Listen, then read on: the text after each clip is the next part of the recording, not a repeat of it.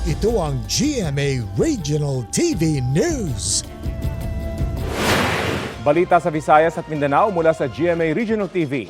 Nahuli kamang tangkang pamamaril sa isang councilor-elect sa Hagonoy, Davao del Sur. Cecil, kumusta ang biktima?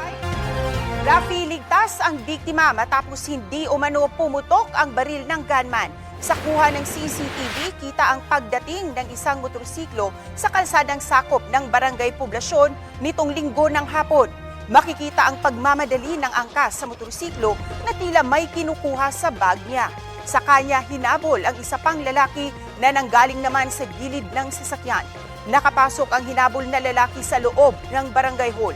Dali-dali namang tumakas ang sospek. Ang hinabol na lalaki, si Councilor-elect Melvin Ordanesa. Kinumpirma ng pulisya na posibleng target si Ordanesa ng pamamaril. Hindi lang daw pumutok ang baril na pinaniniwala ang nakatago sa pink na bag. Sa kanyang social media post, sinabi ni Ordanesa na pangalawang buhay na niya ito at wala raw siyang kaaway. Ayon sa pulisya, wala rin silang natanggap na report na banta sa buhay ni Ordanesa. Sa ngayon, ipapa-enhance muna nila ang CCTV footage para malaman kung sino ang mga salarin.